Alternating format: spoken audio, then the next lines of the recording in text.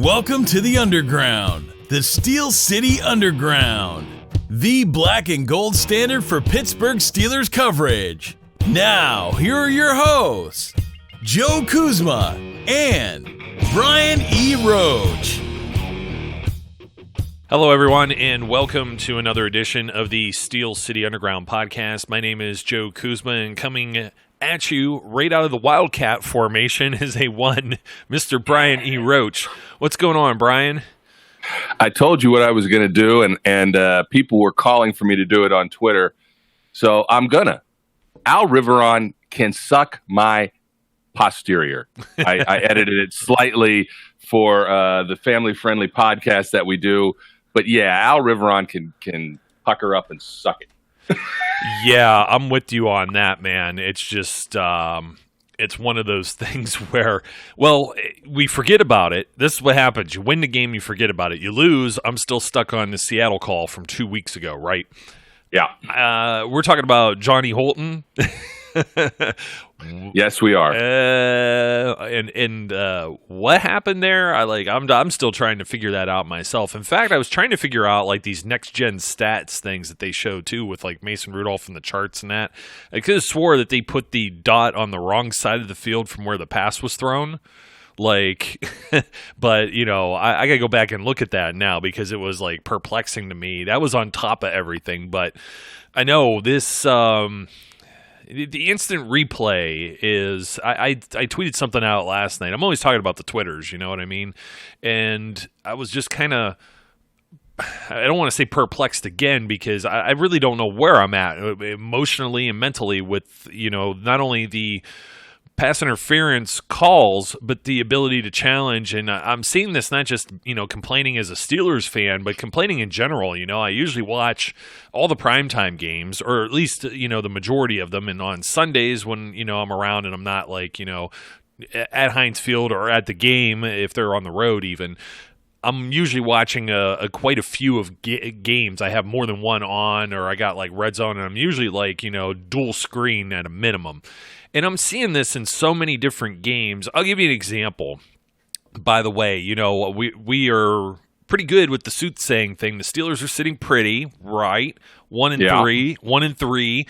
Browns embarrassed the Baltimore Ravens, which we were discussing. If these things start to fall into place, they're now in a position where next week they invite Baltimore to their home at Heinz Field with an opportunity to give Baltimore their third straight loss. And should that happen, and we'll see what the Browns do on Monday Night Football, traveling to San Francisco with a rested 49ers team coming off a bye week, no less.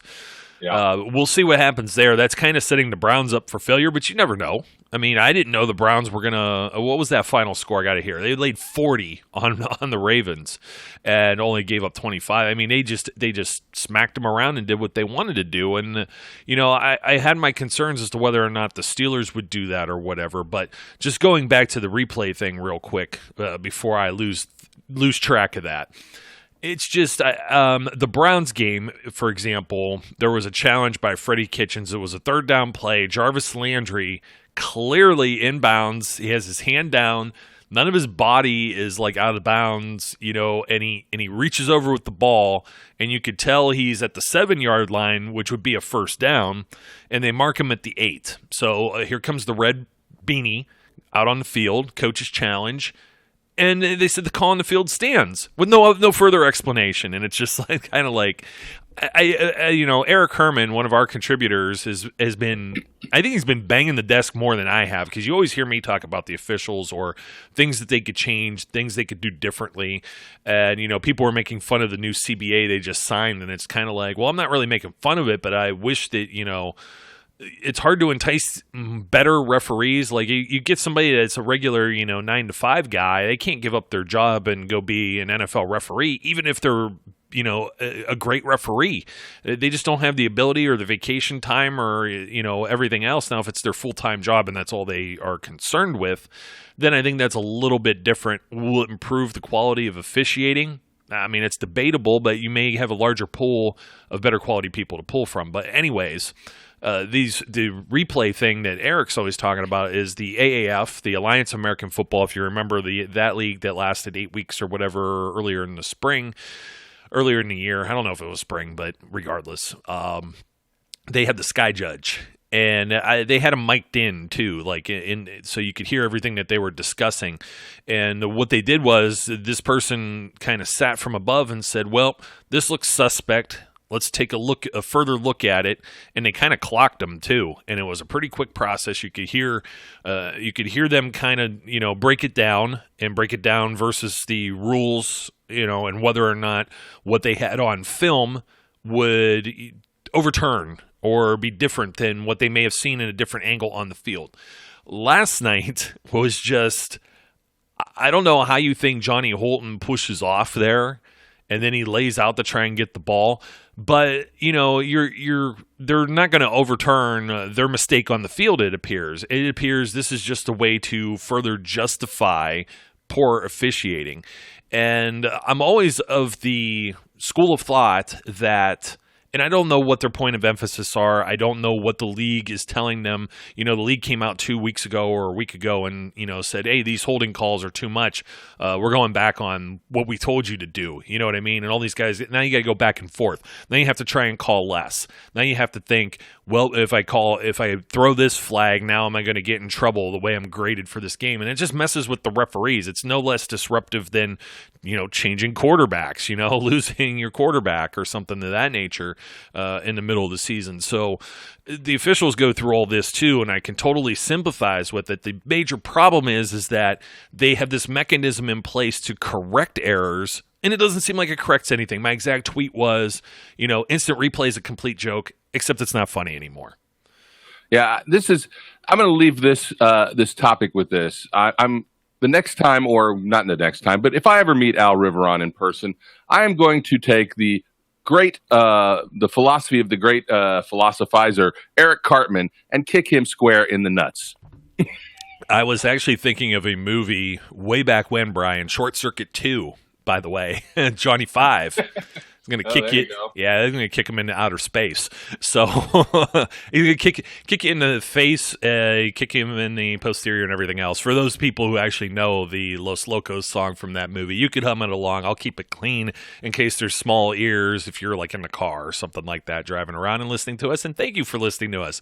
It is a joyous morning. Aside from the one thing we probably found to complain about during this game, Steelers score 27 unanswered points, win 27-3. Look very dominant in doing so. And this is what we were hoping. We were cautiously optimistic about seeing the Steelers offense finally light up the scoreboard. But as I introduced you during the opening there, Brian, in the Wildcat, I don't think any of us in our wildest imaginations thought of this. Now, you get the Yinzers that are out there, they're on their social media, they're like, oh, these guys can't adjust, this and that. And then there's still people who aren't happy about Mason Rudolph, and we'll talk about that.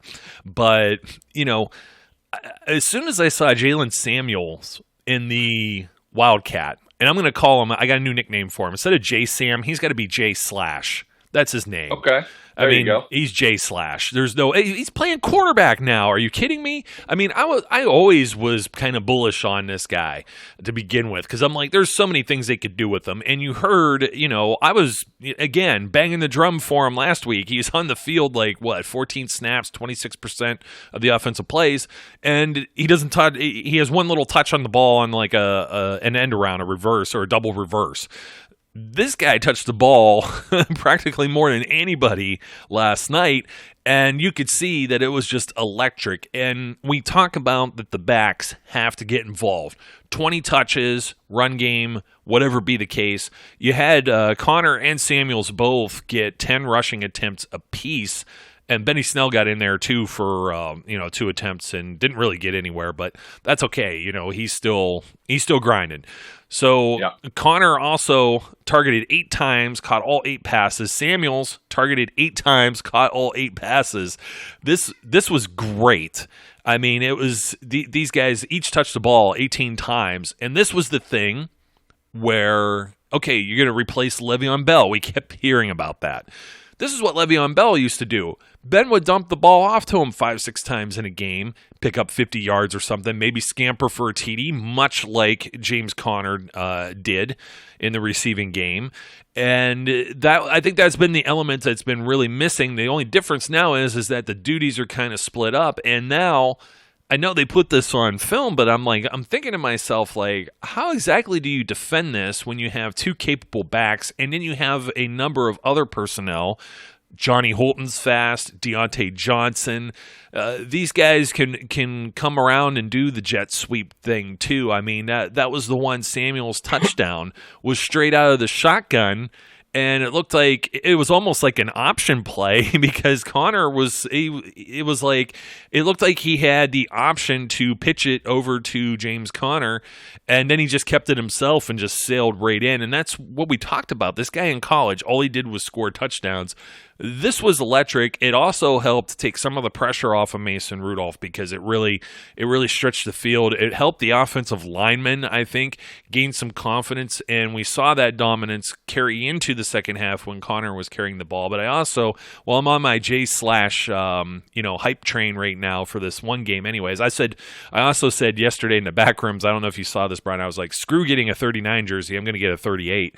But 3 for 3. I mean, he's playing quarterback. He was I know they're just pitch plays, but still 3 for 3, 31 yards. They still count, I guess, statistically. So, he had completed passes. He had run the ball. He had caught passes, and there was some obscure stat like that. I guess it was Mewelde Moore was the last player back in 2009 or something that did that. It may have been Missy Matthews. I'm going to have to check on that. But yes, J/, just an X factor, one that I wasn't expecting to see, Brian.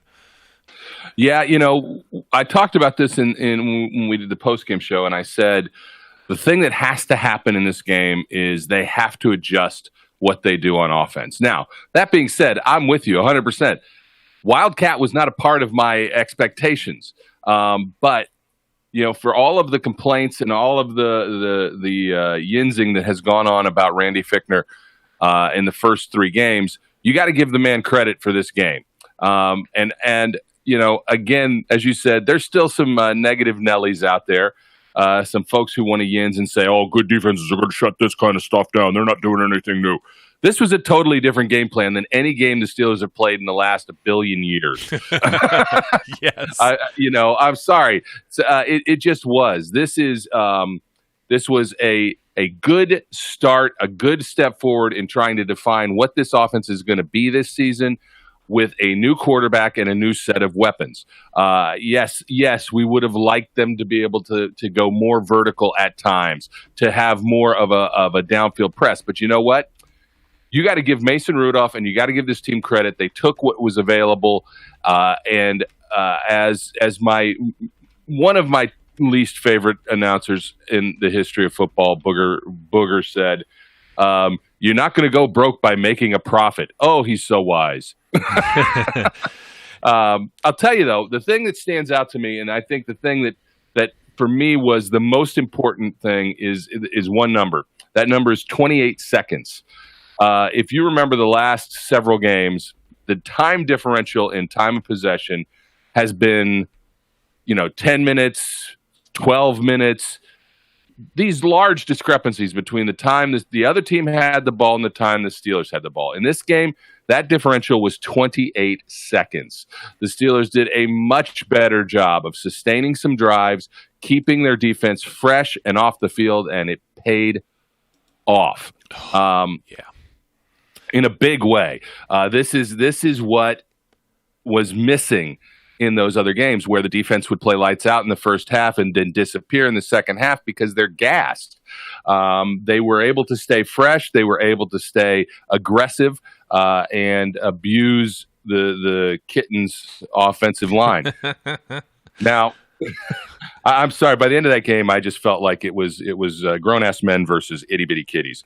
I agree. Or as old Myron Cope would say, the Bengals. Yeah, the Bengals. They were definitely having a manic Monday. Well, it was prime time. They made me laugh anyway. It was primetime Andy Dalton at his best, man. I mean, Absolutely. I was still laughing. There was like a second down. It was like a second and long. I think he stepped back to pass, and he was kind of like, "No, not today, Satan," and just threw it to the sidelines. I think you know the I'm play. out. Yeah, Yep. I'm out. It's that SpongeBob meme. I'm a head out.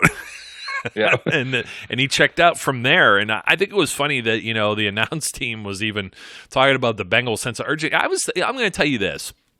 There was still a point in the third quarter where I was a little concerned because it was 21 points. But I'm like, hey, if the Bengals drive down the field here and score, I mean, there's a whole fourth quarter where anything can happen. Steelers turn over the ball. It's still a second-year quarterback. We saw James Conner fumble just the week before. You know what I mean? I was still a little nervous, but you heard me, too, by halftime. I said, I'm not happy with the win anymore. I want 30 points. They didn't get there, but that's okay. They got a little bit more conservative as, you know, time wore on, and they just went into kind of like ball possession and time of possession and controlling the clock mode. But the start of the game, you know, it was like one of these things. Like, it's like, okay, is this going to be the most awful game I've ever watched? 2-0-3 teams, because you had the Steelers immediately.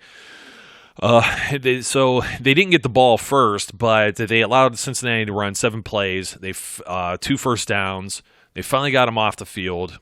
The Bengals had the ball for almost 5 minutes to start the first quarter, and I'm like, here we go again. Going to wear out the defense. The Steelers get the ball. They run 2 plays. Deontay Johnson on the fumble.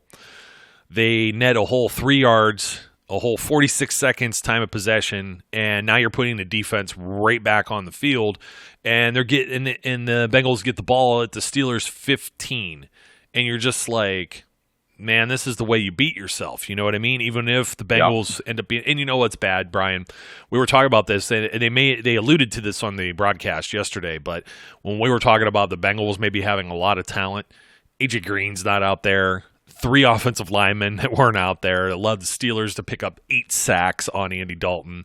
And I didn't see 8 sacks, but I was somewhere in the ballpark of maybe 4 in my head. I'm like, they're going to get to this guy because everybody else has been getting to him. And quite frankly, I think they played better defense against the Bengals than the Bills or the Seahawks or these other teams that have played the Bengals so far have too. So, I mean, keep that in mind. We've been talking about the Steelers defense, and we're going to talk about them a little more.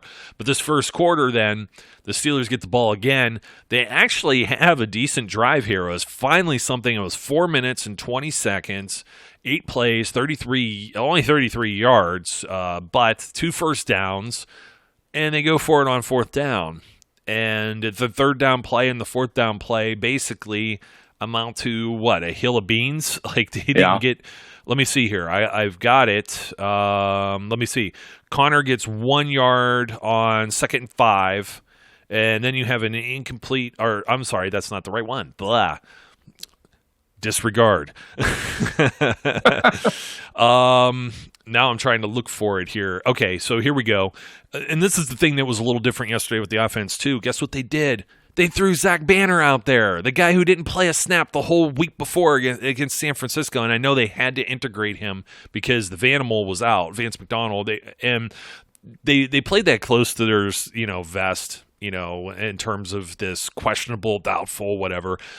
We didn't think he was probably going to play. It's never good seeing a guy in a sling. You're always hopeful because you got the other backup. Xavier Grimble goes right on injured reserve. Nick Vannett comes in with a trade, and you're like, what's this guy going to do on a short week? And once again, for a second week in a row, impact player, right? Pretty funny. But I just had to throw out that, Zach Banner's out there too. Gentry was out there. So, I mean, they made use of the big guys too, and that's the reason why they were able to push around, because the Bengals were still trying to load up the box too. So you had this series here where Deontay Johnson gets 8 yards on 2nd and 9. It's 3rd and 1. You bring in Banner, and Benny Snell didn't get anything. Then they bring James Conner again to try to go up the middle once again, also doing the same thing, and they turn it over on downs. And at this point, there's 4 minutes left in the first quarter. They're down 3-0. The ball is roughly midfield, Cincinnati 42, and I was starting to get the heebie-jeebies of, well, are we going to pack this in for the season and have one of these really doldrum kind of down and depressed podcasts to follow this up with. And things end up turning around. The Steelers force a 3-and-out. That's correct. Did you hear that from your ears? I did. I got something else for you, Brian, because now we're going to get into all the good stuff here just shortly. And this next series was the Johnny Holton OPI that we opened the show with the replay and everything like that. And you're just thinking, well, they're going to get jobbed today. You know what I mean? It's just, that's going to be a call that cost them the game and everything like that. But speaking of this, 8 sacks and everything like that, when's the last time you heard the word coverage sack when referring to the Pittsburgh Steelers? Not in a while. I mean, we saw, Steven Nelson and Joe Hayden playing way off the ball later in the game, basically prevent. They manned up straight up on one of those plays. They had like 5 hats on 5 hats, if you saw it, when the Bengals emptied out the backfield. And I'm just like, we're talking about Fickner. Let's give a little credit to Keith Butler here, too. Everyone out there, the Yinzers, these guys, fire them all. They're incapable of making any type of adjustments. I understand the Bengals may be one of the basement dwellers in the NFL this year. They may be a dumpster fire.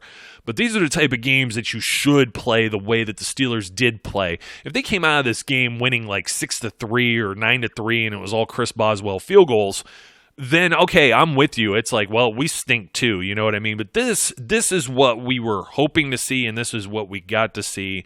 And I was very pleased with the adjustments. I think you got to give credit where credit's due on both sides of the ball. So, you get into the second quarter, and all of a sudden it's 27 unanswered points.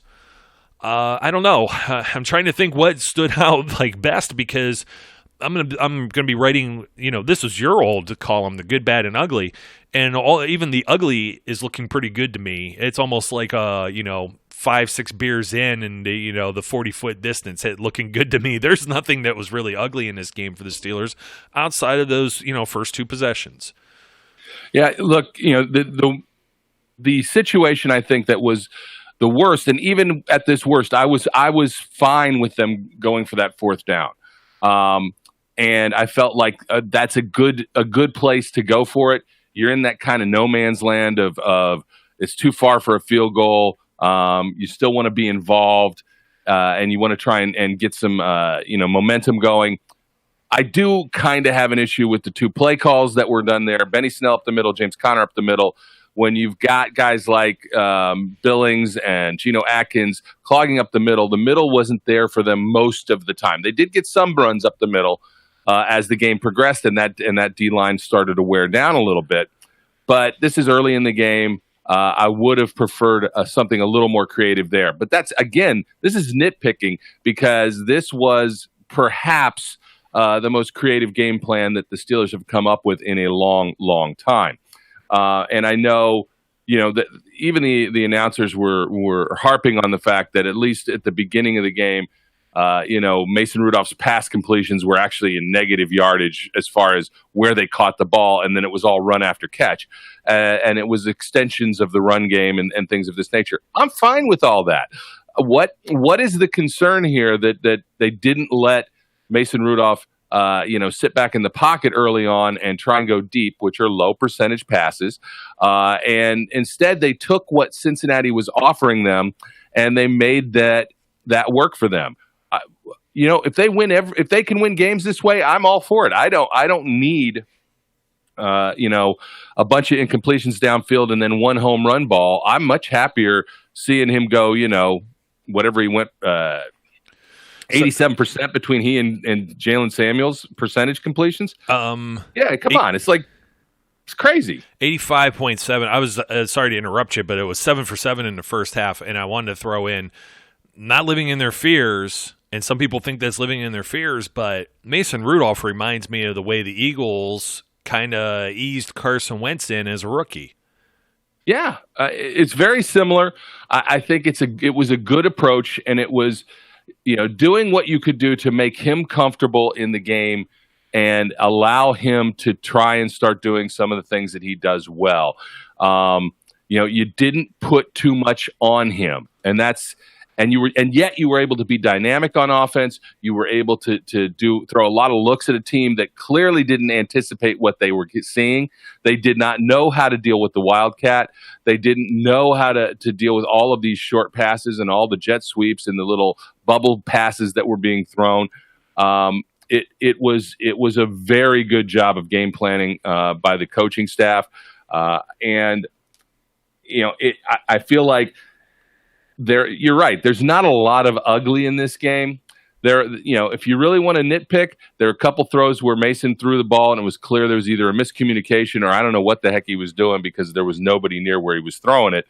But for the most part, I can't complain. I mean, this was a nice, solid job by this young quarterback, showing a lot of potential, and giving us some reason to look forward to the remainder of this season. We will have to see how it all develops. I wasn't too low, even though I could have been after an 0-3 start. I'm not going to be too high after this game because it was the Bengals. But nonetheless, there's been a lot of complaints over the years about the Steelers playing down to bad opponents. This is a bad opponent, and they just whipped their butts.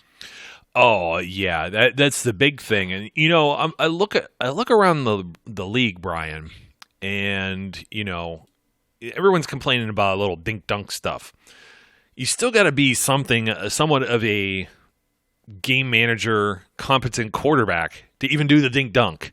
I don't care what you think about that. And he's also shown that he can go deep when necessary, except for Deontay Johnson. What are you doing? Stop short and then jumps. I think that ball was put on the money and he made it it was a little unnecessary. I think I think Ray Sherman will be on him about that, but 85.7% completion percentage, 24 of 28. Do you think a team like the Washington Redskins would be killing for that right now? I mean, they can't get a guy combined. Dwayne Haskins and Case Keenum, 15 for 28 just the other day. 4 interceptions.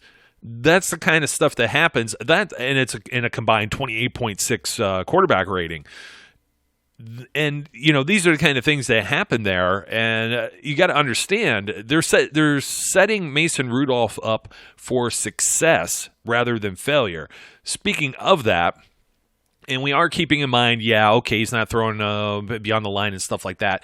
When the Steelers got shellacked by the Eagles in Week 3 several years ago, I did the same exact thing where I charted all of Carson Wentz's passes and how many actually went past the line of scrimmage, and there was maybe 2 that were, beyond a couple of yards, 3 yards or something like that, and everything else was yards after the catch, and they posterized the Steelers in that game. And this is the same thing the Steelers do to the Bengals here, so it's, it's what works, man. I mean, football, I go back to Tim Tebow, or let's see what the Ravens are doing with Lamar Jackson. You know what I mean? And they're not really a conventional offense there in Baltimore that you're going to probably see, show up at Heinz Field on this next Sunday on the short week. So it doesn't matter. That stuff does not bother me. And I know the other stuff's going to come because Ben Roethlisberger, as a young man, was not necessarily the sharpest quarterback on the field, but he benefited from having a pretty good defense. I mean, when Ben first had his first appearance, ironically against the Ravens, he went 12 for 20. The Dolphins, I think you remember that. I think that was the one that was the monsoon game, right? Where it was the hurricane and stuff that was there. So 12 for 22. Okay, we'll give you the weather. 17 for 25.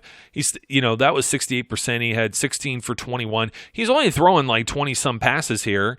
The game against Cleveland's the only one that's over 200 yards. Every one of these other games, he's throwing 176, 163, 174, 193. Okay, 231, 193, 196, 183, 134, 138, 131. 9 for 20. in the one game, but they won, and it was because of defensive effort. It was because of running game. It was because the way that he managed, and he didn't necessarily, he threw some picks here or there, but you know what? He stayed upright a lot. They protected the football, and then the defense did their part too. And that's what we've been harping on. The 3 games that they played prior this season with the Steelers.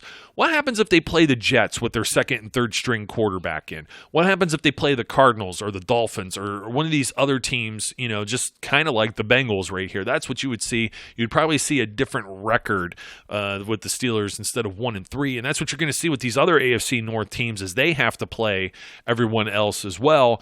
And I think the Steelers' schedule starts to get easier after they get over the hump here. So if they could continue and have this momentum going, this is going to be a good thing, and I like what they're doing here with Mason Rudolph. Let's throw these stats out here. This comes from our professor, Zach Meckler. Mason Rudolph's stats through 2.5 games. Remember this, 2.5 games as an NFL quarterback, okay, guys? I know everyone's all over Gardner Minshew and all this stuff, but he had like 50% completion percentage, and he didn't throw a whole lot either. They just let Fournette run all over the field the other day, too. And it's it gets you the dub, right? So here's Mason Rudolph's stats. He's 50-74, 515 yards, 6 touchdowns, 2 interceptions. Mind you, the one off of Dante Moncrief's Butterfingers. And he has a 103.2 passer rating. He has a 67.6% completion percentage. And really, I guess statistically, he's gone down twice. But the Steelers, they protect him. He didn't go down yesterday at all, right? No, not a bit. I didn't think so. But Andy Dalton went down a career high 8 times. Eight. I want to do the Ferris Bueller thing. 8, except it was 9, but still 8 times. No, that works. That works for me, and for my wrestling guys, I would just do Booker T 8 time. You just got to do it like 8 times, and then that gets annoying. So, anyways, I guess I want to put a bow on the offense here just by saying the only thing that's really missing here. I know Nick Vannett, really bailed Rudolph out there, but it was very Ben Roethlisberger-like extension of play, and they connected, and that's all that counts. I was also thinking, if Rudolph puts the ball anywhere else, it's probably dangerous. So that pass being a little short, low, he was counting on Vannett to come back and make a play, and he did, man. And everybody already said, wow, guy's been here for only a minute and a cup of coffee, and he's already better than Xavier Grimble. And let's hold on that. We only have like a game and 2 catches for 28 yards to look at here, but the guy that's got to get going, man. And I don't know what's happening. And I think one of the miscommunications, I think he fell on one. Or got tripped up, and then I want to say, or he got held. I'm not really sure because it seemed like they were a little upset on one of the other ones. I think he went looking for him twice, at least once, where that happened in the game yesterday was Rudolph going to Juju Smith-Schuster. And the play they went to look for up the sidelines, very similar to the one against San Francisco. It was for Juju the whole way, right? And he may have had the whole sideline. That was the play right before the Deontay Johnson one, where Deontay Johnson's just wide open on it, and that's a beautifully executed play. And being able to run the football and do these little RPO things and things like that, open that type of stuff up. But I don't know what's going on with Juju. We were all talking during camp. I just think defenses are trying to take him out of the game, and that's working, and they're forcing the Steelers to do other things. And the Steelers went and did other things. But somehow he's got to get going here because he's not the player that his performances are necessarily dictating here. Yeah, I think a lot of that is just, familiarity. Mason and Juju have to get on the same page. Some of it, there was definitely a play where I think he got jammed up, and I thought he was held. No flag, of course, came because # the refs stink. And it's something that I guess you sort of could have anticipated an adjustment period. But as these other options start to open up and defenses can no longer just say, okay, we're going to take Juju away, opportunities will come. I feel comfortable in thinking that he's going to get on track and have some games coming up where he's much more productive. And he needs to be. There's no question about it. It's he as the number one guy, he needs to step up. I will say this: I think that every Steelers game, Juju Smith-Schuster should be mic'd up. Oh, man. I'm sorry, it just should happen. And he needs to ask Chris Boswell every week what girls he likes. Oh, man. I had a flashback there with Jordan Berry and D'Angelo, with the D'Angelo Williams thing when they kept doing the birthdays. I was trying to think who I was thinking of with that, because they were talking about how, Juju's the veteran, but he's younger than some of these other guys. And I'm like, he's I don't know, he's a full year younger, but age-wise, I think Deontay Johnson is 23 and Juju's 22, and Juju's in his third year in the league. So it's, he's consoling him on the sideline. And I'm thinking, for some reason I had a flashback of that. Speaking of which, Jordan Berry kicked the ball that was like, I don't know if it got like lost in a vacuum. Talk about out kicking the coverage. You have Johnny Holton and Artie Burns, who are like some of the fastest guys in the entire National Football League. And the ball like went like out of the back of the end zone or something. You know what I mean? I was like, holy crap. Kind of let that one go, but it's just, it's one of those things. We need to talk about defense, though, Brian. This was, I started to talk about it. I mentioned the coverage sack thing, and and then I let it go. But we got to come back to it because Steven Nelson, there was only 11 guys on the field. I think we have maybe like 13 grown-ass men in this game. I mean, it's just maybe except for, Tyson Alu to it. They got his name wrong on that one.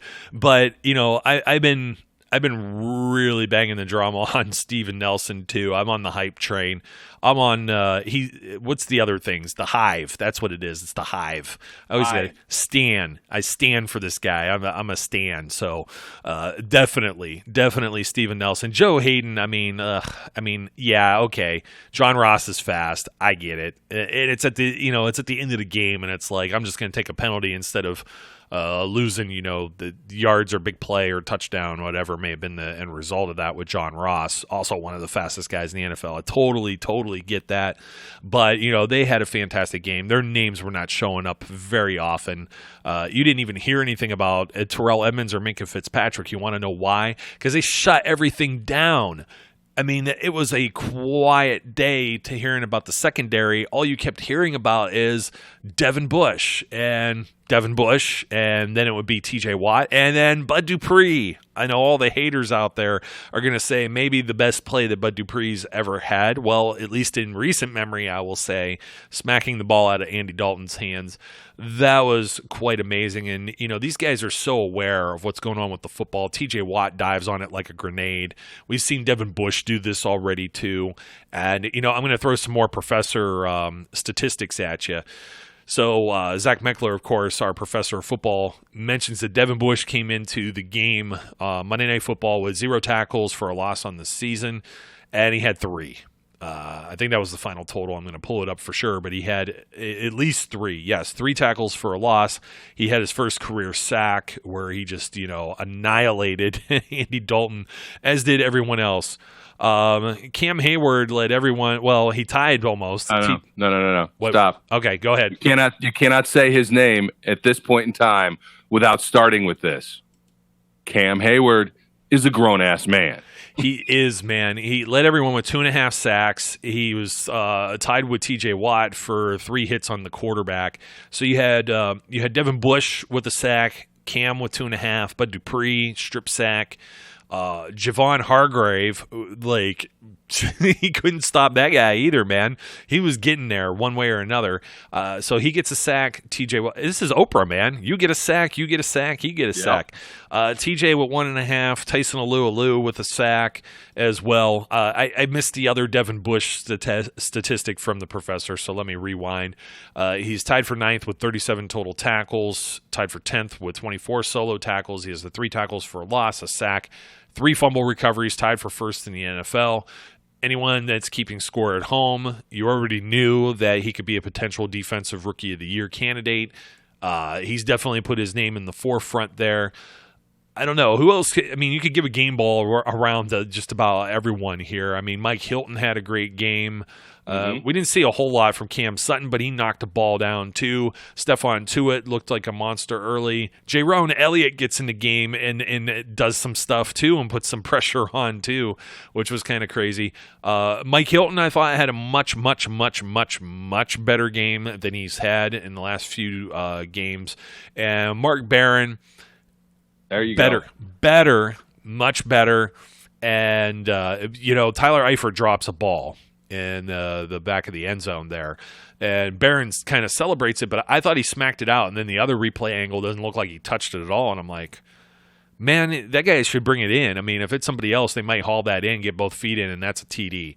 So it's still probably my only guy that I could say something somewhat negative about. But, hey, he got a pick. This guy is also making the splash plays too here or there. So even if there's a liability, in some of these games that have already been played, well, yeah, duh. There's already been a liability from some of the other defenders as well. So, I don't want to scapegoat him too much. I thought he had a bad game the week before, but definitely definitely improved. And quietly, we were talking about Devin Bush being a tackling machine. Mark Barron led the team in tackles. Yeah. Look,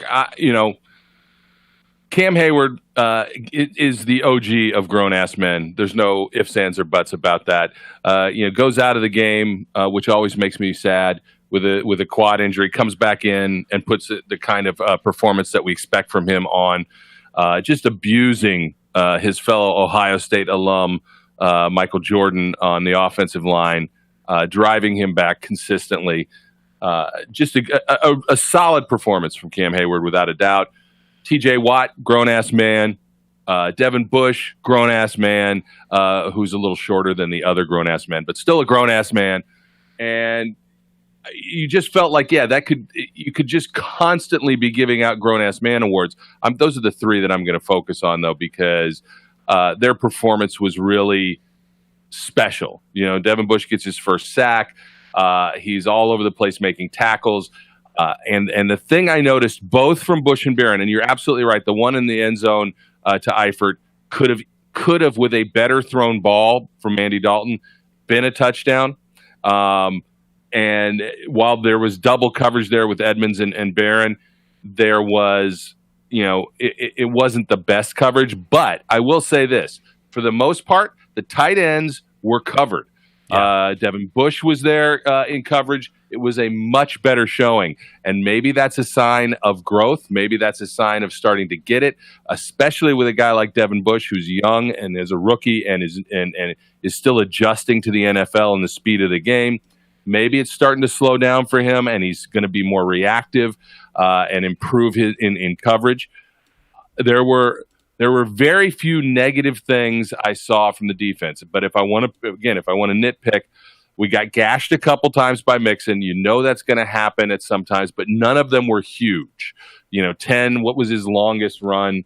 I think now I'm going to look because I don't remember. 15. He had 15 yards. Yeah. So, nothing was extreme. He ends up, 62 yards, a long of 15, average of 4.1. And when I was looking through the game book for this, I realized that not the Dolphins. Well, maybe the Dolphins, same kind of caliber team here. The fish of the sea, or the kittens of the sea. Digging that hole deeper, man. Yeah, I know the kittens here. How did they even get 16 first downs? I keep rewinding this game in my head, and it didn't feel like they made that much progress. But they had a couple drives that did get a little traction that either ended in a turnover or in a nice defensive stand.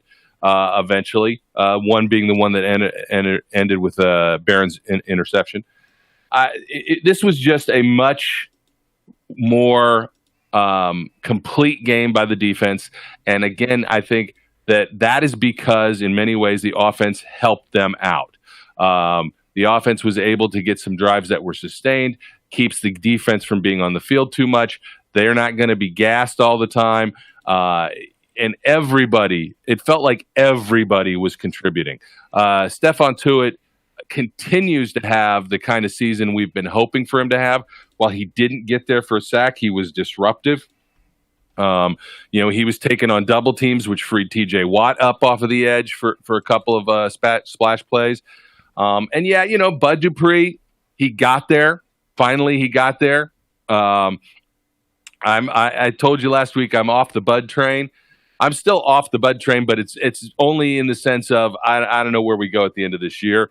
But it's nice. You saw Ola got into the game a couple times. He spelled both TJ and Bud at various times. Didn't really, do anything spectacular, but he also wasn't, a negative out there. Correct. So everybody was contributing, and it's that kind of group effort that this defense needs. And I've said this from the beginning. Once this group starts to gel, once these new pieces start to fit in and adjust, and now you add, and at the beginning of the season, nobody thought Minkah Fitzpatrick was going to be here. Who? Minkah. All right. I told you I'm going to call him Minkah for the rest of my life. That's his nickname by me, Minkah. That's a terrible nickname. It's not on the same level as J Slash. It's not. It's bad. It's a bad nickname. It's a telemarketer nickname. Yeah, it is. But Minkah, nobody thought he was going to be here. He was much more comfortable in this game, and as you said, wasn't noticeable because he's doing his job. And you start to add all these components together. This has the potential to be a really, really good defense. And Mason Rudolph and that offense is going to need that. But everything goes hand in hand. So, I know we talked about the offense. I will say this: 3 of 9 on third downs is still a little concerning.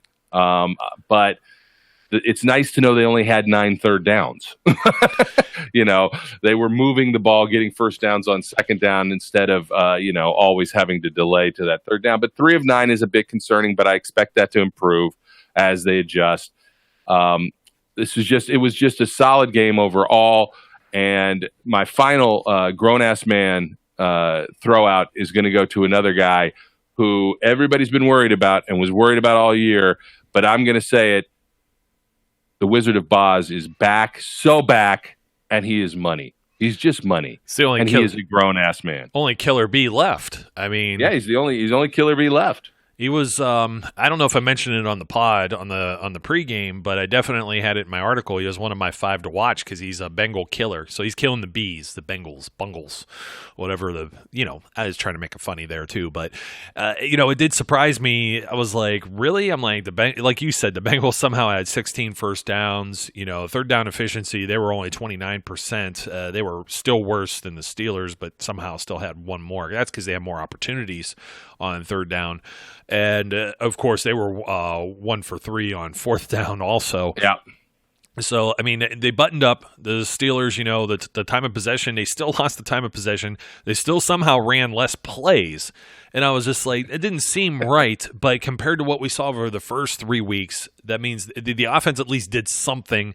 They not only took advantage of, field position, got some scoring plays, got some actual drives, maybe even one of the longest of the year now. But, I was looking back on that, and they had, Brian, what was it? I had the stat. Wasn't it like 5 out of 35 drives that were 3 minutes or longer? Yeah, I believe that. I think that's what I pulled when we were talking about this before. I think it was 5 out of 35. And they had, they had one that was a second short of 4 minutes here, but they had, so we'll count that too. So we'll just say 2, 3, 4, 5 drives in just one game that were in the 4 minute range or better. It may have even been a 3 minute thing, like 7 of them were only 3 minutes. That's just how bad things were going for the offense. Now, I do have one more stat here, though. I mean, you're talking about number of plays, okay? So the Bengals ran 69 total plays, I think. Yeah, the defense was on the field for. the Steelers defense. You had a bunch of guys that played full participation in this game. Everyone that's in the secondary, Edmonds, Fitzpatrick, Nelson, and Hayden, but also Devin Bush, who I think was pretty obvious he had the dot yesterday. And he was making the adjustments, and that is very promising to see. But of the Bengals, 69 plays, nice number, by the way. Nice. 27 of them in the fourth quarter.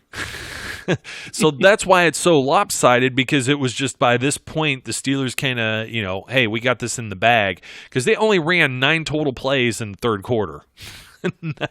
That's the way it was usually going for the Steelers. So it's nice to see that type of it's finally balancing out. It's nice to see the balance there.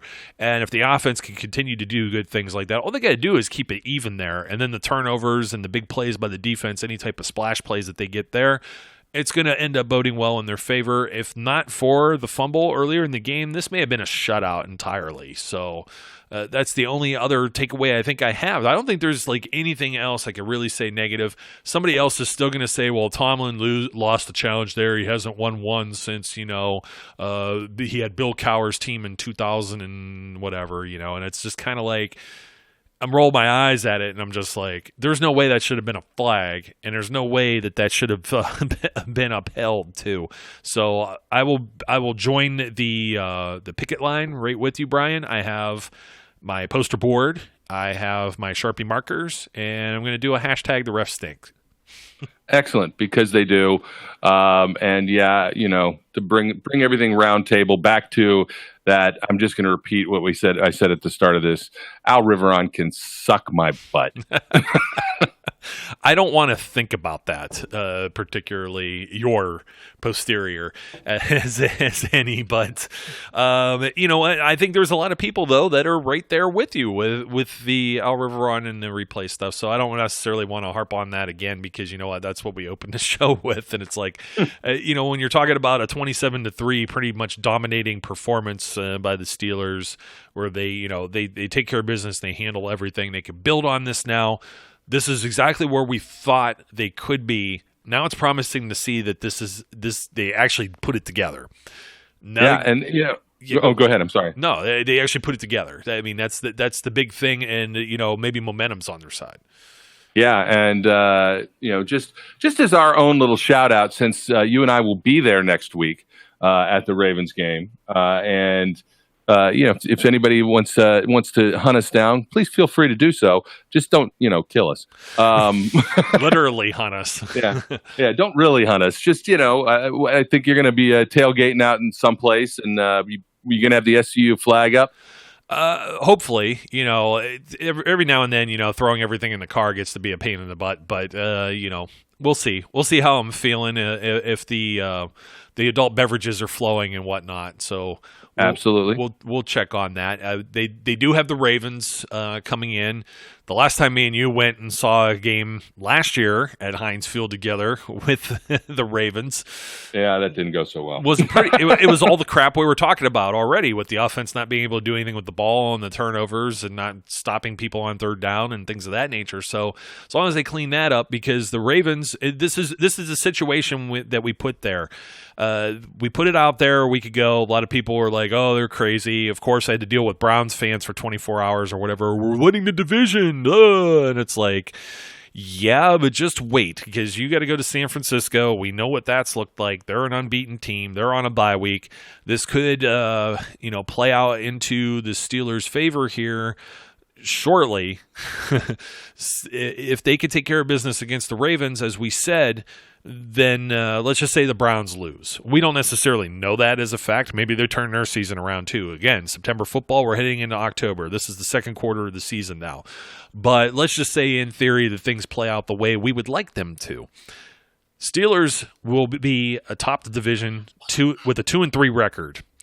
They will have the tiebreaker on the Browns, because they'll have a better division record. They will be 2-0 versus the Browns only being 1-0. And then you also have the Ravens, who will have lost to both the Steelers and the Browns, falling into third place despite having the same record at 2-3. From there, it's a brand new season. And it's the way, I know I hate repeating and being a broken record about it, but this is the same thing that's probably being said in the locker room. I guarantee it. We're far from out of it.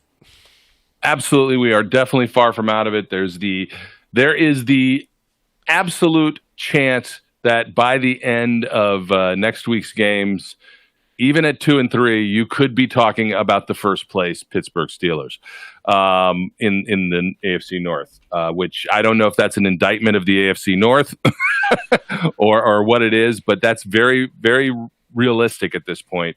And we will see. We will see how this all pans out. I don't want to say that the Browns game is in San Francisco is a gimme. Certainly, it's a challenge for them. And I don't want to say that the Ravens coming into Heinz Field is a gimme. It's a challenge for the Steelers. But I think that they can if they can continue the type of modifications to their team. And remember, this is all being done on the fly. They had no idea that this is the situation they were going to be in at the start of this season.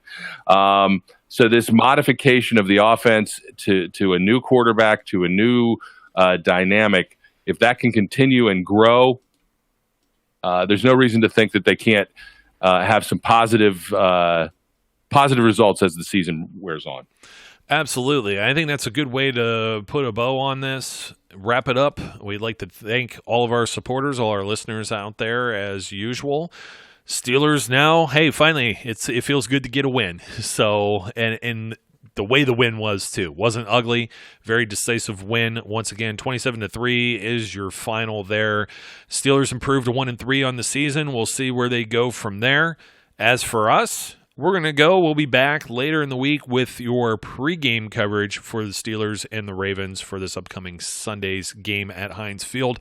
My name is Joe Kuzma, and please don't forget to like, comment, subscribe, leave a review wherever you are. We really do truly appreciate it. His name's Brian Roach, and as always, we encourage our listeners to be safe, be good, and we'll catch you later. We would like to thank you for listening and remind our listeners to follow us on social media and our website, www.steelcityunderground.com.